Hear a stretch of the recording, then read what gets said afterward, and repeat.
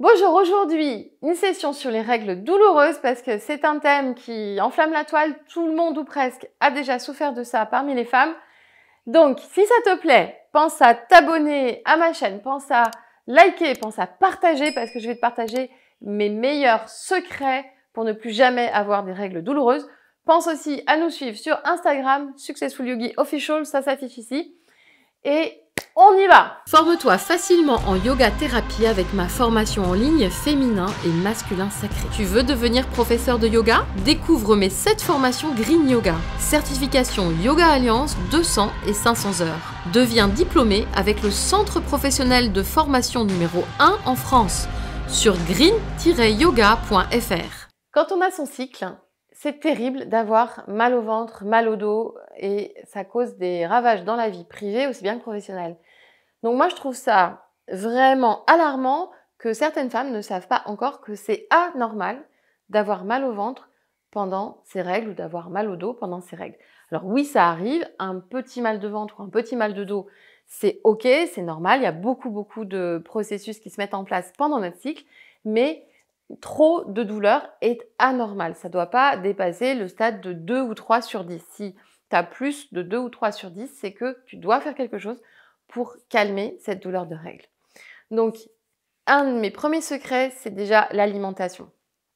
Parce que quand on a un corps enflammé, on aura fatalement beaucoup plus tendance à avoir des règles douloureuses, mal au dos, mal au ventre. Donc déjà, évite vraiment tous les sucres raffinés, donc tous les sucres blancs. C'est vraiment à proscrire tout le temps, mais en plus, particulièrement quand tu approches de ton cycle ou quand tu es dans ton cycle, surtout pas de sucre raffiné. Donc le sucre des fruits, c'est parfaitement ok, mais c'est tout. Pas de boisson, de soda ou quoi que ce soit, de gâteau au sucre blanc particulièrement, mais même tout autre sucre raffiné. 2, en fait, c'est vraiment important de savoir bouger de la bonne façon. Parce que des fois, quand on a mal, on n'a plus envie, on a juste envie de se recroqueviller sous la couette. Mais en fait, on va la bouger, mais de la bonne façon, ni trop peu, ni trop. Parce que quand on est complètement immobile, en fait, ça ne permet pas à l'énergie, au prana de circuler. Et on a des poches de douleur qui peuvent vraiment s'installer de plus en plus, un peu comme se cristalliser. Et quand c'est l'inverse, qu'on en fait trop, eh bien ça peut faire monter en inflammation si on se met à bouger comme une dératée parce qu'on se dit « ouais, allez, il faut que je me secoue ». Ça peut aussi faire monter l'inflammation. Donc, il faut trouver le juste milieu. Mais ça tombe bien, le yoga est une voie du juste milieu. On va le trouver donc ensemble. Donc, ce qu'on va voir ensemble maintenant, c'est des postures de yoga qui vont vraiment être adaptées pour soulager le dos, parce que parfois certaines femmes ont mal au dos pendant leurs règles, et le ventre, parce que aussi beaucoup de femmes ont mal au ventre pendant leur cycle. Donc déjà, au niveau du mental, ça c'est vraiment prioritaire aussi. C'est un deuxième secret que je te partage tout de suite. C'est que ça dépend comment tu envisages ton cycle. C'est-à-dire que plus tu vas te battre contre, plus tu vas le redouter, plus tu vas le voir en ennemi, plus ça risque vraiment de faire mal et de mal se passer. Le cycle, c'est quelque chose de merveilleux. Nos lunes, moi j'aime bien les appeler nos lunes, quel que soit le vocabulaire que tu utilises, ça doit être sacré. À chaque mois, c'est vraiment une façon de libérer les énergies qui sont lourdes et ça nous permet donc d'avoir un renouvellement qui est incroyable, qui est magnifique, que les hommes ont différemment. Ils n'ont pas ce procédé-là. Donc, on doit honorer notre cycle et pas le décrier. Et c'est vrai que dans un monde idéal, la période de notre cycle, ça doit être une période où on a du temps pour soi. J'ai dit dans un monde idéal. Voilà. Chacun fait après comme il peut, mais on doit prendre du temps pour soi. On doit vraiment se tourner vers soi. C'est une période d'intériorisation de notre cycle. Et c'est donc normal qu'on ne soit pas forcément tenté de faire des activités qui nous extériorisent. Si ce n'est pas ton cas, pas de problème, tu peux faire ce que tu veux, mais si tu as besoin de te ménager, d'être beaucoup plus à l'intérieur de toi, en introspection, de te cocooner, eh bien c'est la physiologie qui veut ça, c'est tout à fait ok. Et ça doit être normal. Donc déjà, il faut communiquer, c'est-à-dire il faut invertir notre entourage. Si vous vivez avec un homme particulièrement, lui, il n'a pas ça. Et pour les hommes, c'est toujours mystérieux, même après des années et des années de vie commune, ça reste quand même quelque chose qu'ils n'auront jamais, qu'ils ne connaissent pas. Donc, c'est important de lui expliquer tout simplement, voilà, et de lui réexpliquer avec patience que non, c'est des jours un peu particuliers, que c'est normal que tu sois peut-être un peu plus fatigué, que tu sois un peu plus tourné vers toi. Mais voilà, ça, il faut le communiquer. Et quand je dis honorer son cycle, il y a plein de façons pour le faire. Ça peut être vraiment du coup de l'honorer en prenant du temps pour soi, ça peut être du temps de promenade, du temps de rien faire. Un luxe souvent dans notre société occidentale qui pourtant devrait être présent dans nos vies, ce temps de rien.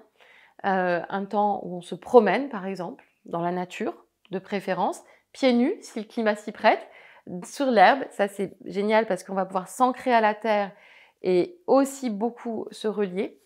Donc tout ça, c'est vraiment essentiel d'être en accord avec soi. Si tu veux en savoir plus sur le thème des lunes, tout est en beaucoup plus de profondeur dans ma formation dédiée à la santé de la femme et de l'homme, féminin sacré et masculin sacré. Donc tu as en description les liens. Je t'engage à aller regarder tout cela. Je reviens à notre session d'aujourd'hui. Donc voilà, ce petit topo pour te faire comprendre que c'est primordial de vraiment être en accord avec soi-même et d'honorer cela. Et petit rappel, ce qui est évacué pendant le cycle chez une femme, c'est à chaque fois qu'il n'y a pas eu de bébé en préparation, ok. Et donc en fait, ça porte, c'est un potentiel de vie. Et que je te choque ou pas, c'est pas grave, je te le dis quand même, c'est incroyable pour faire pousser tes plantes. Donc au lieu de bêtement jeter tes tampons, tes machins, tes trucs, tes coupes menstruelles dans les toilettes, plutôt recueille-le, c'est un sang qui est sacré, réellement. Et tu le recueilles, tu le dilues avec de l'eau, sinon c'est trop fort pour les plantes. Au moins un dixième, il faut multiplier par 10 la quantité d'eau. Et tu arroses tes plantes avec, tu vas voir, ça va les faire pousser. Mais je te dis pas, moi à chaque fois, je fais ça et mes plantes se portent très très bien. C'est un engrais naturel et c'est très sacré quand on se relie comme ça à nos plantes. Donc voilà, ça c'est dit. Et maintenant, on va passer donc aux postures parce que le moyen de bouger son corps, c'est vraiment magnifique pour encore une fois faire circuler les énergies. On va donc commencer par le bas du dos parce que un certain nombre d'entre nous, on a mal au bas du dos durant notre cycle. Donc déjà, pour étirer le bas du dos, chaise de yoga, ça c'est top. C'est un grand classique dans mon enseignement, mais c'est toujours aussi valable. Pourquoi? Parce qu'il va falloir vraiment étirer les lombaires, étirer la colonne. Donc tu prends ta chaise, tu poses les mains sur ta chaise. Là pour le coup, même si tu n'as pas de chaise de yoga, c'est pas grave. Tu prends n'importe quelle chaise et là tu vas t'étirer. Tu montes bien ici les quadriceps et tu t'allonges, tu t'étires, tu t'allonges et tu t'étires. Voilà, comme ceci. Tu t'allonges et tu t'étires, tu t'allonges et tu t'étires. Et tu vas étirer toute la colonne vertébrale, le bas, le milieu, le haut de la colonne.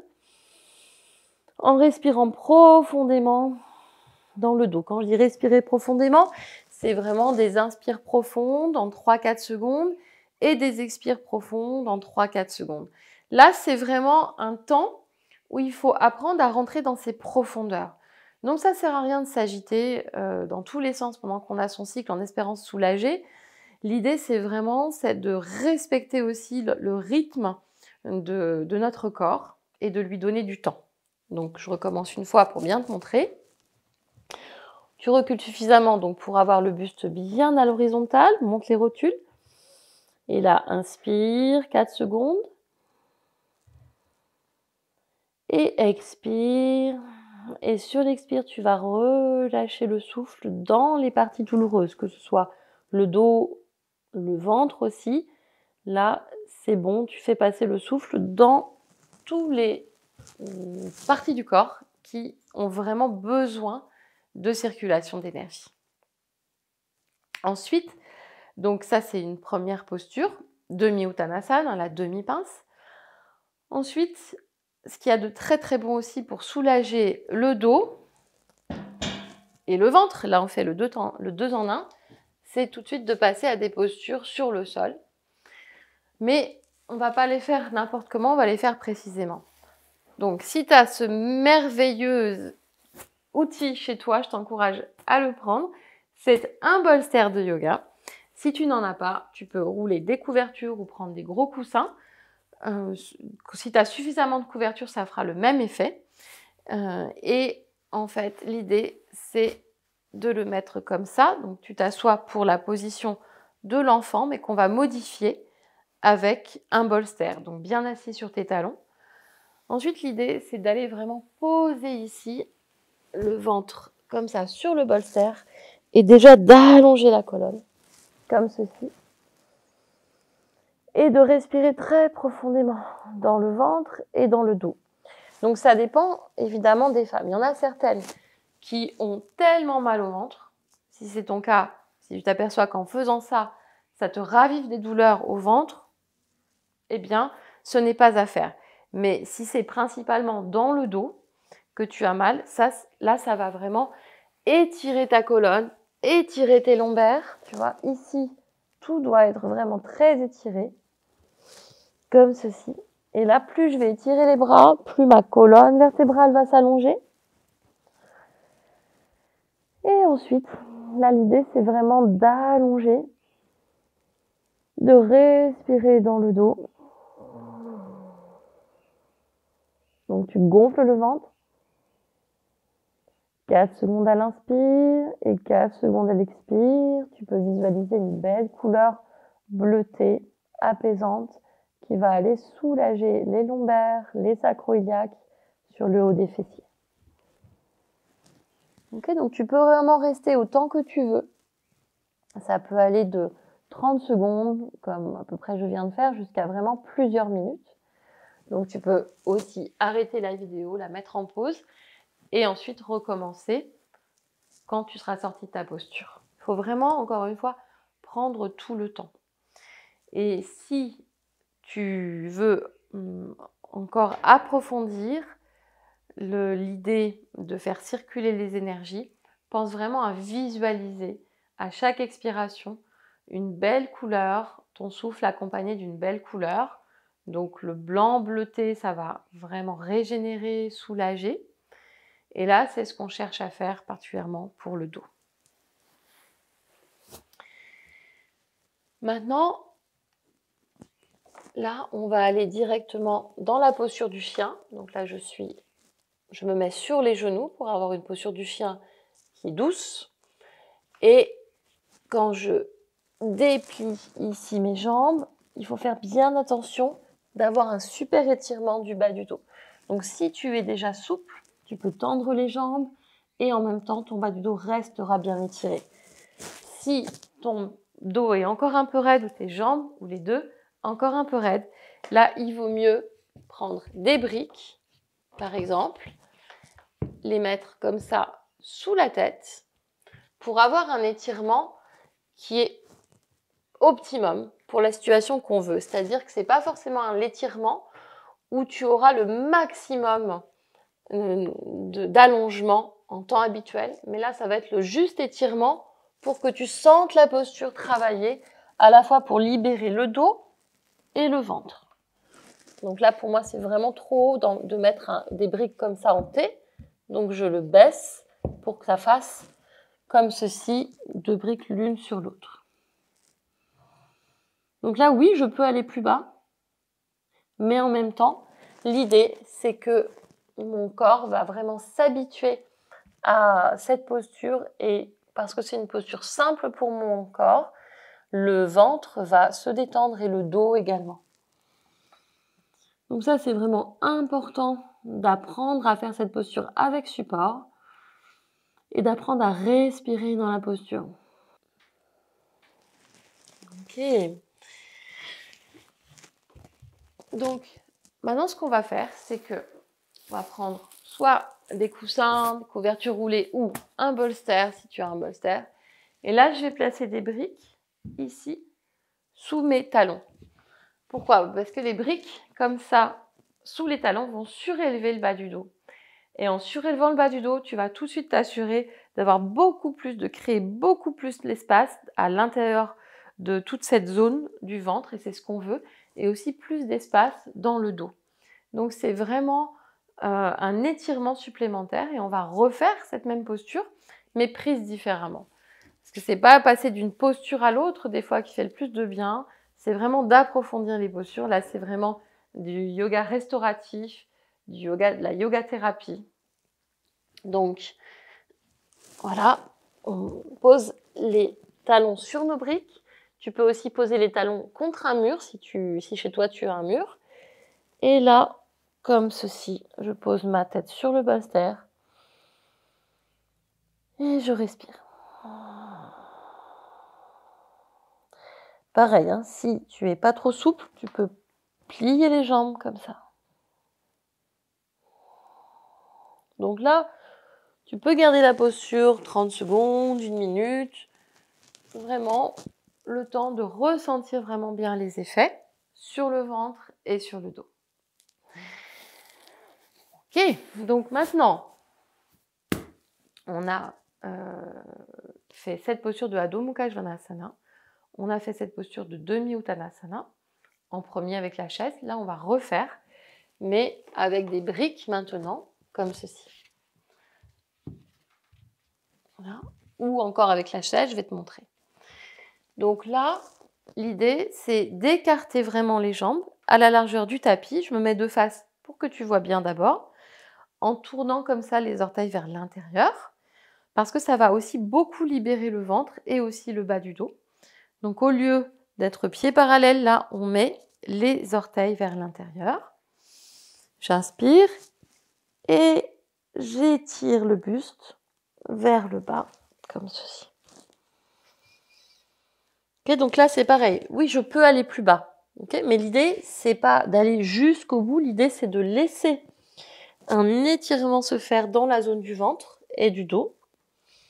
Donc, tu vois, là, j'écarte, j'avance un peu mes briques. Et je respire. Les épaules se détendent. Et là, c'est pareil. J'inspire. 4-5 secondes. Et je relâche complètement les muscles du ventre, les muscles du dos. Je pense toujours à monter bien les rotules. Si tu sens que pour toi, c'est pas possible les briques, tu peux aussi prendre une chaise, un tabouret, quelque chose de plus haut que des briques. Parce que je prends soin de moi, pendant le cycle, je vais mettre une petite couverture, tu peux mettre un petit coussin pour que ce soit très doux pour la tête. Et là, c'est pareil. On refait Demi Uttanasana, mais avec les orteils dirigés vers l'intérieur. Voilà. Comme ceci. Ok, donc là, c'est beaucoup plus haut. Et c'est ok si la souplesse de tes jambes ne te permet pas d'avoir des briques facilement. Encore une fois, là, il ne faut pas se battre contre soi-même. Il faut vraiment, de plus en plus, aller dans la détente, le relâchement, l'étirement. Donc, on va créer de l'espace, hein, c'est dans les zones concernées, dans le ventre, dans le bas du dos particulièrement. Et on va amener du souffle et de la lumière. Okay, donc ça, ce trio, c'est un trio magique. Espace, souffle, lumière. Maintenant, je te montre les postures debout, mais avec support. Chaise ou brique. Je vais prendre la chaise pour te montrer déjà le plus haut que tu peux prendre. Pourquoi avec un support haut, comme 2 briques, comme ça, en T inversé ou une chaise? Parce qu'encore une fois, on va amener de l'espace, de l'étirement, de la lumière dans le ventre, dans le dos. Et ça, si je fais ma posture du triangle, par exemple, classique, comme ça, en descendant ici directement sur la jambe, ce qui se passe, c'est que oui, ça va étirer, mais beaucoup moins que si je fais ce mouvement-là avec les bras. Là, je descends beaucoup moins bas, mais du coup, ça me donne beaucoup plus d'espace. Donc, croire que les supports, on profite moins de la posture parce que ce serait une sorte de béquille pour personnes âgées, ben non, c'est ridicule. Là, c'est vraiment pour profiter encore mieux de la posture, pour vraiment tourner le ventre vers le haut, comme ceci, et créer encore plus d'espace en allongeant les 2 bords du buste. Okay ? Et là, parce que là, j'ai un support, ma main donc est posée sur ma chaise, je peux réellement profiter complètement de la détente du ventre dans ma posture. Donc, rappel aussi, quand vous mettez la main ici sur la brique, ça doit être adapté. Là, c'est adapté pour moi parce que quand je mets la main sur ma brique, ça me fait pas moins d'effet que quand je le mets là au niveau du ventre. Ça permet d'étirer plus mon dos, ok? Mais il faut au moins conserver un support. Si vraiment tu es très souple, tu peux aussi baisser un peu la brique. Mais conserve vraiment un support pour aller profiter de cette ouverture, de cet étirement. Okay? Donc, étirement, respiration, lumière. Donc, à chaque expiration, tu vas mettre ton souffle dans le dos, dans le ventre, de plus en plus. Okay? Donc, pareil, bien sûr, de l'autre côté, soit avec la chaise, soit avec les briques. Utthita Trikonasana, le triangle, revisité. Et dans le yoga, tout est une question de conscience. La différence entre le yoga et un autre exercice physique, c'est pas seulement la disposition même des postures. Parce que, par exemple, il y a des exercices de kiné maintenant qui reprennent beaucoup des postures de yoga parce que c'est génial. Les kinés se sont rendus compte que le yoga était super aussi. Mais par exemple, c'est pas enseigné dans le même esprit. Dans le yoga, la spécificité, c'est d'y mettre la conscience et de faire circuler l'énergie à fond. Okay? Donc, plus tu vas mettre de la conscience dans tes mouvements, plus tu vas comprendre ce qui se passe à l'intérieur, plus ça va t'apporter d'étirement, de délassement, de clarté, de lumière. Ok, donc pareil, dans ce côté-ci, apporte vraiment beaucoup d'espace au ventre. Donc toujours, rotule bien monté. Là, je ne reviens pas sur tous ces points techniques. Pour moi, là, c'est vraiment focus sur les règles, mais bien sûr, il faut que les rotules soient montées. Donc, petit rappel express, sans revenir dans tous les détails que j'explore en formation. C'est cuisse vers l'arrière, tu tournes la cuisse vers l'extérieur, le sacrum s'étire vers le coccyx, et les jambes ne se relâchent pas. C'est le ventre et le dos qui s'étirent. Les jambes, elles restent fermes, ancrées. Et c'est ça aussi qui fait circuler l'énergie, c'est l'ancrage qu'on a par rapport à la terre. Ok. Et maintenant, on va voir autre chose pour les règles douloureuses. Quand tu as mal au ventre, le top du top, c'est quand tu approches de ta fin de pratique, c'est de faire des étirements arrière, mais soutenus, supportés. Parce que les étirements arrière simples, à même le sol, ventre sur le sol, vont être trop exigeants, vont risquer de créer des tensions dans le ventre pendant le cycle, alors que là, on va au contraire donner beaucoup d'espace à l'abdomen. Je prends mon bolster qui est assez haut. Plus tu es souple du dos, plus tu vas pouvoir avoir un support haut comme ça. Mais attention, si tu fais partie de ces femmes qui ont mal au dos pendant le cycle, alors à ce compte-là, il va falloir plutôt mettre quelque chose de plus bas. Pas forcément un bolster, mais peut-être juste une ou deux couvertures pliées comme ça. Ok ? Parce que évidemment, là, ça va être quand même une demande pour le dos.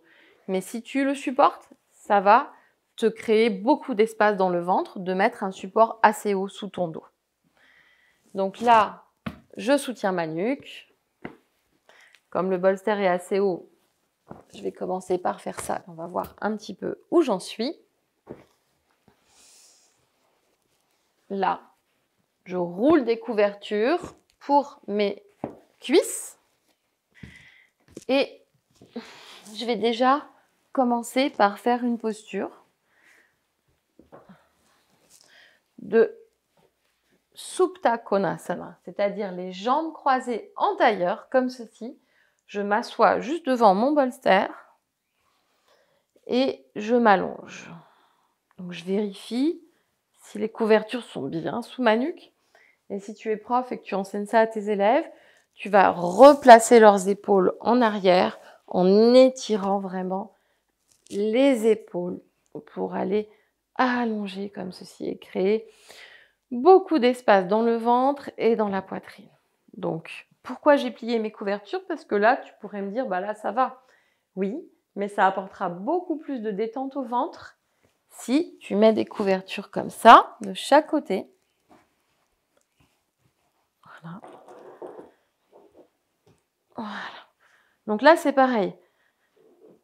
On ne veut pas exercer la souplesse au maximum de ce qu'on peut faire, on veut principalement détendre là, le ventre sans avoir mal au bas du dos. On est d'accord là-dessus, hein. Ton bas du dos doit être vraiment étiré. Donc les fessiers vont loin vers les talons. Voilà, la poitrine bien ouverte. Et là, je sens vraiment petit à petit que mon ventre va pouvoir se détendre. Il se détendra encore mieux si je place une ceinture sur mes genoux et mes cuisses. Enfin, pas sur mes genoux, pardon.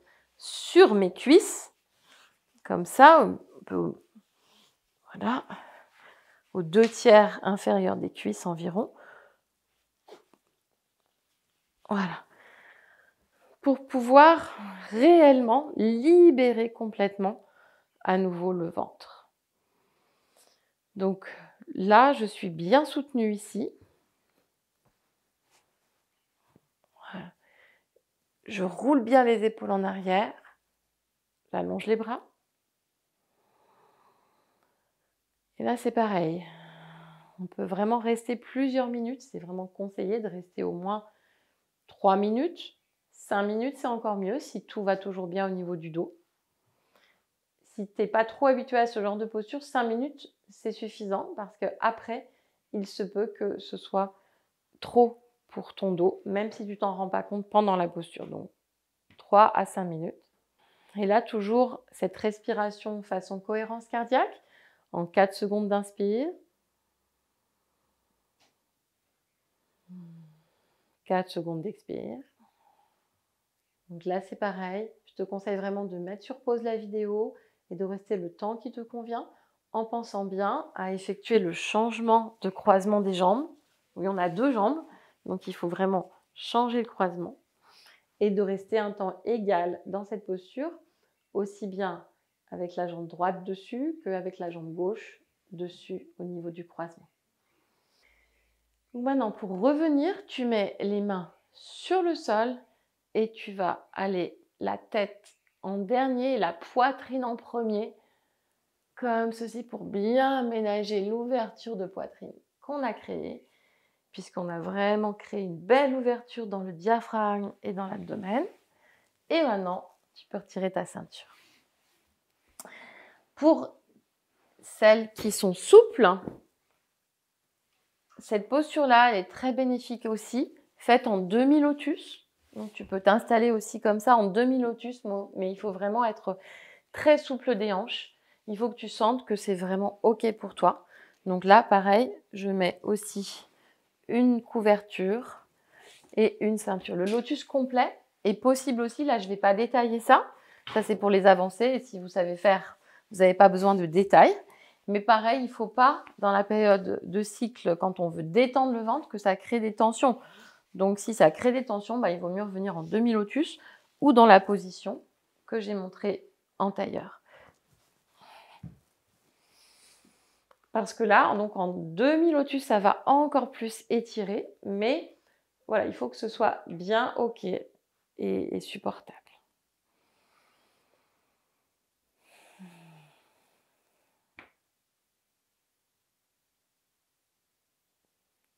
Pour te relever maintenant, donc pareil, tu mets les mains sur le sol et tu te redresses la poitrine en premier et la tête en dernier.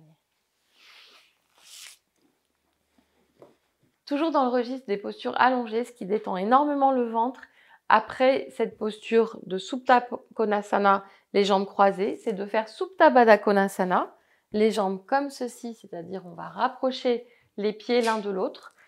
Donc on fait ce qu'on appelle aussi le papillon en français, le papillon allongé. Donc je ne l'ai pas donné en premier cette posture parce que contrairement à certaines légendes urbaines, ça détend, mais c'est plus exigeant. Donc, contrairement à ce qu'on dit souvent, il ne faut pas la faire en premier, il faut la faire après la posture les jambes croisées, quand on veut vraiment détendre le ventre pendant le cycle. Et on peut aussi rajouter comme ça une brique ici entre les pieds. Là, c'est vraiment top. Voilà. Donc, pareil, là, couverture d'un côté, couverture de l'autre côté. Tout de suite, ça détend le ventre. Hein. Et là, je vais faire comme si j'enfilais mon pull. Je prends ma ceinture, je la mets comme ceci autour de moi. Je la glisse sous mes pieds, ici. Et je tire la ceinture vers moi en faisant attention qu'elle soit bien sur les sacro-iliaques, donc le haut des fessiers et pas sur les lombaires. Mes fessiers vont vers mes talons. Il y a quelques centimètres entre mon support et mes fessiers. Et je m'allonge de nouveau. Et là, pareil, je suis bien soutenue par mes couvertures. Si c'est trop bas, il faut mettre peut-être des bolsters pour certains. Et particulièrement, pensez à ça pour ceux qui sont professeurs, parce que des fois, quand on fait du yoga, on devient de plus en plus souple, mais nos propres élèves ne sont pas encore très souples souvent. Donc, il faut penser à leur surélever beaucoup quand c'est nécessaire. Et pareil, donc maintenant, je peux respirer profondément. À chaque inspire, je gonfle le ventre, des respirations globales, haut de la poitrine. Et ensuite, je relâche de plus en plus en faisant circuler l'énergie, en y visualisant une belle lumière bleutée. Donc toujours, j'étire. Étirement, respiration, lumière. Étirement, respiration, lumière. Et plus tu vas réussir à allonger tes expirations, plus ça va avoir un effet détendant, puisque le système nerveux parasympathique va reprendre le dessus. Et donc le système nerveux parasympathique, c'est la pédale du frein de notre système nerveux. Et là, on a besoin de freiner pour libérer l'inflammation. Quand on a mal au ventre, c'est qu'on a de l'inflammation, le corps est trop chaud en termes énergétiques, trop rapide, et il faut ralentir tout le système. Okay ? Donc là, pareil, tu peux rester de 3 minutes à 5 minutes. Pour les plus avancés, on peut rester jusqu'à 10 minutes. Toujours attention au bas du dos, si tu n'es pas habitué, reste pas plus de 5 minutes. C'est déjà très bien. Ah, j'ai plus envie de revenir, moi. Mais bon, pour les besoins de cette session, je vais revenir. Donc, tu poses les mains sur le sol et tu ramènes d'abord la poitrine en premier et la tête en tout dernier. Ok. Donc, personnellement, j'ai déjà les paupières qui tombent, j'ai envie de me détendre. Donc, que tu aies ton cycle ou pas, cette session, elle est de toute façon géniale. Et ce que j'ai pas signalé, mais ce que je signale maintenant, c'est que les messieurs ont tout intérêt aussi à pratiquer cette séquence, même s'ils n'ont pas de cycle, parce que c'est une détente très très bonne de l'abdomen, du bas-ventre et de tout le système nerveux en général. Donc tout le monde peut faire ça, cycle ou pas cycle. Les femmes qui n'ont pas leur cycle aussi peuvent bien sûr le faire. Je te retrouve près du mur maintenant pour une dernière super posture allongée antidouleur pendant les règles. À tout de suite.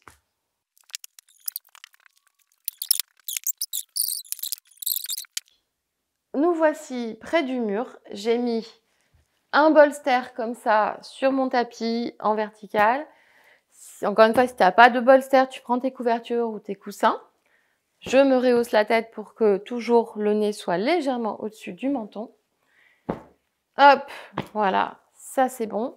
Et ensuite, je vais écarter les jambes pour que mes pieds ici touchent un mur. Donc, je pense que tout le monde chez soi a un mur.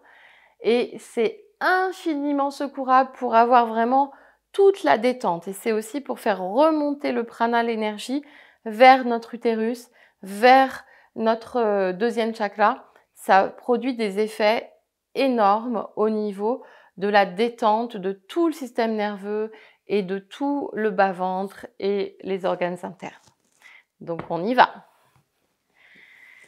Donc là, tu t'assois déjà comme ceci, et ensuite tu descends sur le sol tranquillement.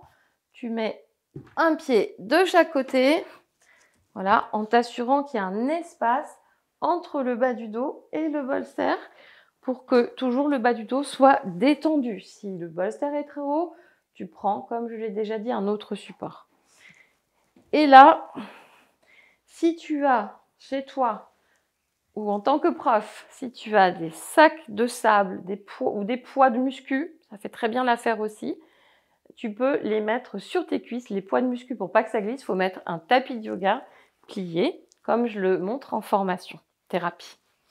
Là, hop, tu vas mettre ici un poids, comme ceci. Voilà. L'autre poids sur l'autre cuisse. Si tu n'en as pas, c'est OK. C'est juste qu'avec des poids, l'effet détente du ventre et du bas-ventre est encore plus intense et c'est encore plus magnifique. Voilà, et là, on est paré. Mon ventre, mon bas-ventre peut complètement se détendre. Là, mon haut du corps est ouvert, je peux prendre des bonnes respirations.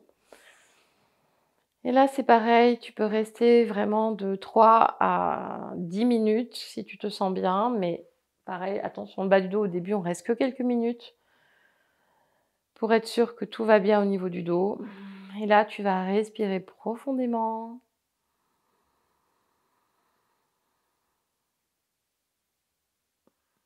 En allongeant le souffle et toujours avec une lumière, vraiment. Et là, on arrive en fin de session. Donc, jusqu'à présent, on a plutôt choisi les couleurs blanches, bleutées pour apaiser. Là, je vais ramener du doré dans le bas-ventre, dans le ventre, parce que c'est une très belle couleur de vie, d'énergie de vie. Et ça va vraiment rehausser aussi, refaire monter le niveau de vibration, le niveau d'énergie. Donc là, tu as tes pieds bien calés contre le mur. Donc, le prana va remonter aussi dans la direction du bas-ventre et du ventre. C'est ce qu'on cherche à faire également. Donc là aussi, on a notre triplette gagnante. On a l'étirement dans le ventre, le bas-ventre et dans la colonne vertébrale. On a la respiration profonde et la lumière. Étirement, respiration, lumière. C'est parti pour 5 minutes de bonheur. Maintenant, pour revenir, tu vas donc enlever les poids si tu en as mis et on plie les jambes l'une vers l'autre. Tourne-toi sur le côté tranquillement. Tu prends le temps vraiment de bien revenir à toi et ensuite, tu te redresses tranquillement. Bien. Maintenant, pour la toute fin, on peut finir par une posture de l'enfant avec les bras étirés pour bien allonger le dos.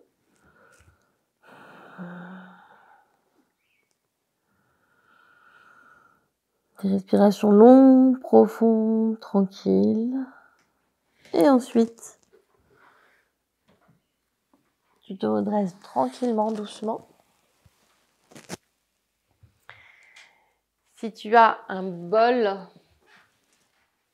tibétain près de toi, assieds-toi sur un coussin, une couverture, un zafou. Tu prends ton bol et si tu n'en as pas, ben là du coup, je vais le faire pour toi.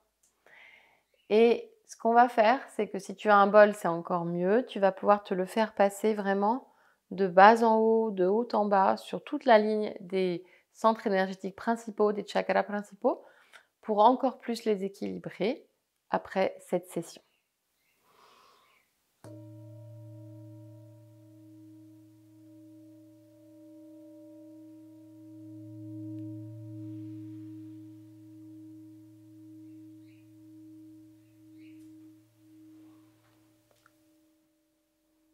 Et si tu sens encore une douleur résiduelle, une sorte de fragilité, de vide d'énergie dans tel ou tel centre, souvent en général c'est plutôt de ce côté-ci que ça se passe, dans le ventre, tu peux aller vraiment rester sur le ventre en respirant. Et les vibrations du son vont être excellentes aussi pour contribuer à harmoniser toute cette zone.